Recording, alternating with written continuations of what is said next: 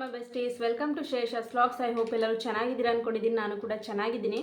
ಇವತ್ತಿನ ವಿಡಿಯೋದಲ್ಲಿ ಏನಪ್ಪ ಇನ್ಫಾರ್ಮೇಷನ್ ಅನ್ನು ತಿಳಿಸ್ಕೊಡ್ತಾ ಇದ್ದೀನಿ ಅಂತ ಹೇಳಿದರೆ, ನಮ್ಮ ರಾಜ್ಯದಲ್ಲಿ ಇರುವಂತಹ ಬಡ ಹಾಗೂ ಕೂಲಿ ಕಾರ್ಮಿಕರ ಮಕ್ಕಳು, ಕಟ್ಟಡ ಕಾರ್ಮಿಕ ಮಕ್ಕಳಿಗೂ ಕೂಡ ಉನ್ನತ ಶಿಕ್ಷಣವನ್ನು ಪಡೆಯೋದಕ್ಕೆ ಈ ಒಂದು ಯೋಜನೆಯನ್ನು ನಮ್ಮ ರಾಜ್ಯ ಸರ್ಕಾರ ಲೇಬರ್ ಕಾರ್ಡ್ ಸ್ಕಾಲರ್ಶಿಪ್ ಯೋಜನೆಯನ್ನು ಜಾರಿ ಮಾಡಿದೆ. ಒಂದು ಯೋಜನೆಗೆ ಅರ್ಜಿಯನ್ನು ಸಲ್ಲಿಸೋದಕ್ಕೆ ಯಾವ ಡಾಕ್ಯುಮೆಂಟ್ಸ್ಗಳು ಬೇಕು, ಅರ್ಜಿಯನ್ನು ಸಲ್ಲಿಸೋದಕ್ಕೆ ಯಾವಾಗ ಕೊನೆ ಡೇಟ್ ಇದೆ ಅನ್ನೋದನ್ನು ಕೂಡ ಈ ವಿಡಿಯೋದಲ್ಲಿ ತಿಳಿಸ್ಕೊಡ್ತೀವಿ. ಸೊ ವಿಡಿಯೋನ ಎಲ್ಲೂ ಸ್ಕಿಪ್ ಮಾಡಿದ್ರೆ ಎಂಡ್ ತನಕ ವಾಚ್ ಮಾಡಿ. ನಮ್ಮ ಫ್ರೆಂಡ್ಸ್, ಫ್ಯಾಮಿಲಿ ಮೆಂಬರ್ಸಲ್ಲೂ ಈ ರೀತಿಯ ಒಂದು ಯೋಜನೆಯ ಫಲವನ್ನು ಪಡ್ಕೊಳ್ಳೋದಕ್ಕೆ ಯಾರಿಗಾರು ಕಾರ್ಮಿಕರು ಇದ್ದರೆ ಅವ್ರಿಗೂ ಕೂಡ ಈ ಒಂದು ವಿಡಿಯೋನ ಶೇರ್ ಮಾಡಿ. ಬನ್ನಿ, ವಿಡಿಯೋದಲ್ಲಿ ಇನ್ಫಾರ್ಮೇಷನ್ ಕೂಡ ತಿಳಿಸ್ಕೊಡ್ತೀನಿ. ಈ ಒಂದು ಯೋಜನೆಯಲ್ಲಿ ರಾಜ್ಯದಲ್ಲಿರುವಂತಹ ಬಡ ಹಾಗೂ ಕೂಲಿ ಕಾರ್ಮಿಕ ಮಕ್ಕಳು ಹಾಗೆಯೇ ಕಟ್ಟಡ ಕಾರ್ಮಿಕ ಮಕ್ಕಳಿಗೂ ಕೂಡ ವಿದ್ಯಾಭ್ಯಾಸವನ್ನು ಮುಂದುವರಿಸೋದಕ್ಕೆ ಕೆಲವೊಬ್ಬರಿಗೆ ಆರ್ಥಿಕ ಪರಿಸ್ಥಿತಿಯಲ್ಲಿ ತುಂಬಾ ತೊಂದರೆ ಆಗಿರುತ್ತೆ. ಅಂಥವ್ರಿಗೂ ಕೂಡ ಈ ಒಂದು ಯೋಜನೆಯ ಮುಖಾಂತರ ಅವರ ಈ ಒಂದು ಆರ್ಥಿಕ ತೊಂದರೆಯಿಂದ ಅವರ ವಿದ್ಯಾಭ್ಯಾಸಕ್ಕೆ ತೊಂದರೆ ಆಗದೇ ಇರಲಿ ಅಂತ ರಾಜ್ಯ ಸರ್ಕಾರವು ಕೂಡ ಹಲವಾರು ಯೋಜನೆಗಳನ್ನು ಅವರಿಗೆ ತರ್ತಾನೆ ಇರುತ್ತೆ. ಅದರಲ್ಲೂ ಒಂದಾದಂಥ ಈ ಯೋಜನೆಯಲ್ಲಿ ಗರಿಷ್ಠ 11,000 ತನಕನೂ ಸ್ಕಾಲರ್ಶಿಪ್ ಸಿಗುತ್ತೆ. ಈ ಒಂದು ಸ್ಕಾಲರ್ಶಿಪ್ಗೆ ಅಪ್ಲೈ ಮಾಡೋದಕ್ಕೆ ರಾಜ್ಯ ಸರ್ಕಾರ ಅದಕ್ಕೆ ದಿನಾಂಕವನ್ನು ನಿಗದಿ ಮಾಡಿತ್ತು. ಅದರ ಒಂದು ಅವಧಿಯನ್ನು ಕೂಡ ವಿಸ್ತಾರ ಮಾಡಿದೆ.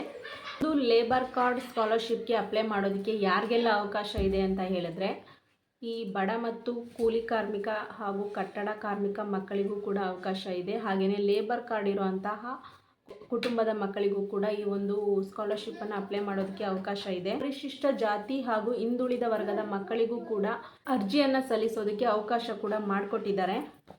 ಯಾವ ತರಗತಿಯಲ್ಲಿ ವಿದ್ಯಾಭ್ಯಾಸ ಮಾಡ್ತಾ ಇರೋಂತಹ ಮಕ್ಕಳಿಗೆ ಈ ಒಂದು ಅರ್ಜಿಯನ್ನು ಸಲ್ಲಿಸ್ಬೋದು ಅಂತ ಹೇಳಿದ್ರೆ, PUC ಹಾಗೆಯೇ ಪದವಿ ಶಿಕ್ಷಣವನ್ನು ಪಡಿತಾ ಇರುವಂಥ ವಿದ್ಯಾರ್ಥಿಗಳು ಈ ಒಂದು ಯೋಜನೆಗೆ ಅರ್ಜಿಯನ್ನು ಸಲ್ಲಿಸ್ಬೋದು.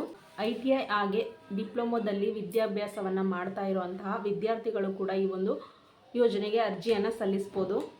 ನರ್ಸಿಂಗ್ ಹಾಗೆಯೇ ವೃತ್ತಿಪರ ಕೋರ್ಸ್ಗಳನ್ನು ಅಧ್ಯಯನ ಮಾಡ್ತಾ ಇರುವಂತಹ ವಿದ್ಯಾರ್ಥಿಗಳು ಕೂಡ ಈ ಒಂದು ಫಲವನ್ನು ಪಡ್ಕೊಳ್ಳೋದಕ್ಕೆ ಅರ್ಜಿಯನ್ನು ಸಲ್ಲಿಸ್ಬೋದು. ಸ್ನಾತಕೋತ್ತರ ಪದವಿಯನ್ನು ಅಧ್ಯಯನ ಮಾಡ್ತಾ ಇರುವಂಥ ವಿದ್ಯಾರ್ಥಿಗಳು ಕೂಡ ಈ ಒಂದು ಯೋಜನೆಗೆ ಅರ್ಜಿಯನ್ನು ಸಲ್ಲಿಸ್ಬೋದು. ಈಗ ತಿಳಿಸ್ಕೊಟ್ಟಂತಹ ವಿದ್ಯಾಭ್ಯಾಸ ಮಾಡ್ತಾ ಇರುವಂತಹ ವಿದ್ಯಾರ್ಥಿಗಳು ಧಾರಾಳವಾಗಿ ಈ ಒಂದು ಲೇಬರ್ ಕಾರ್ಡ್ ಸ್ಕಾಲರ್ಶಿಪ್ಪನ್ನು ಪಡೆಯೋದಕ್ಕೆ ಅರ್ಜಿಯನ್ನು ಸಲ್ಲಿಸ್ಬೋದು. ಹಾಗೆಯೇ ಇದಕ್ಕೆ ಅರ್ಜಿ ಸಲ್ಲಿಸೋದಕ್ಕೆ ಏನೆಲ್ಲ ಅರ್ಹತೆಗಳು ಇರಬೇಕಪ್ಪ ಅಂತ ಹೇಳಿದ್ರೆ, ಈ ಒಂದು ವಿದ್ಯಾರ್ಥಿ ವೇತನವನ್ನು ಪಡೆಯೋದಕ್ಕೆ ಇಚ್ಛಿಸುವಂತಹ ವಿದ್ಯಾರ್ಥಿಗಳ ಪೋಷಕರು ಕಡ್ಡಾಯವಾಗಿ ಲೇಬರ್ ಕಾರ್ಡನ್ನು ಹೊಂದಿರಬೇಕು.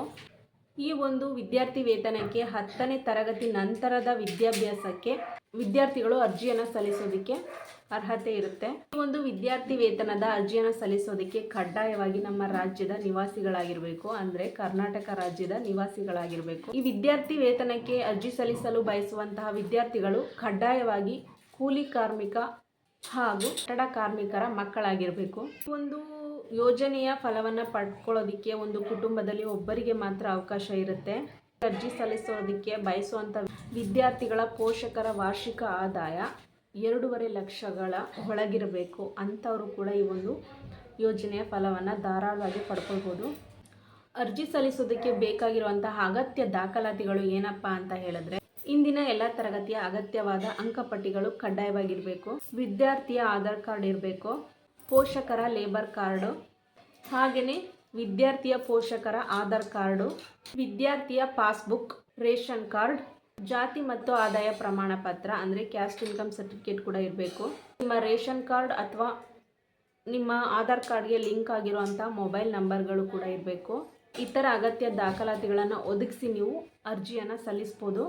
ಈ ಅರ್ಜಿಯನ್ನು ಹೇಗೆ ಸಲ್ಲಿಸೋದು, ಹಾಗೆ ಇದರ ಕೊನೆಯ ದಿನಾಂಕ ಯಾವಾಗ ಅಂತ ಹೇಳಿದ್ರೆ, ಈ ಒಂದು ಯೋಜನೆಗೆ ಅರ್ಜಿ ಸಲ್ಲಿಸೋದಕ್ಕೆ ಜನವರಿ 15 ತನಕನೂ ದಿನಾಂಕವನ್ನು ವಿಸ್ತರಣೆ ಮಾಡಿದೆ. ಈ ಒಂದು ಯೋಜನೆಯ ಫಲವನ್ನು ಪಡ್ಕೊಳ್ಳೋದಕ್ಕೆ ಆಸಕ್ತಿ ಇರುವಂತಹ ವಿದ್ಯಾರ್ಥಿಗಳು ಈ ಒಂದು ಲೇಬರ್ ಕಾರ್ಡ್ ಸ್ಕಾಲರ್ಶಿಪ್ಪನ್ನು ಅಪ್ಲೈ ಮಾಡಿ ನೀವು ಕೂಡ ಅದರ ಲಾಭವನ್ನು ಪಡ್ಕೊಳ್ಬೋದು. ಒಂದು ಅರ್ಜಿಯನ್ನು ಎಲ್ಲಿ ಸಲ್ಲಿಸೋದಪ್ಪ ಅಂತ ಹೇಳಿದ್ರೆ, ನಿಮ್ಮ ಹತ್ತಿರದ ಆನ್ಲೈನ್ ಸೆಂಟರ್ಗಳಿಗೆ ಭೇಟಿ ನೀಡಿ ಇದರ ಬಗ್ಗೆ ಇನ್ಫಾರ್ಮೇಷನನ್ನು ತಿಳ್ಕೊಂಡು ಈಗಾಗಲೇ ತಿಳಿಸಿದಂಥ ಎಲ್ಲ ದಾಖಲಾತಿಗಳನ್ನು ತಗೊಂಡೋಗಿ, ಹಾಗೆಯೇ ಅವರು ಇನ್ನೂ ಏನಾದರೂ ಹೆಚ್ಚು ದಾಖಲಾತಿಗಳನ್ನು ಕೇಳಿದ್ರೆ ಅದನ್ನು ಕೂಡ ಒದಗಿಸಿ ನೀವು ಈ ಒಂದು ಅರ್ಜಿಯನ್ನು ಸಲ್ಲಿಸ್ಬೋದು. ಹಾಗೆಯೇ ಈ ಒಂದು ಯೋಜನೆಯ ಫಲವನ್ನು ಕೂಡ ಪಡ್ಕೊಳ್ಬೋದು.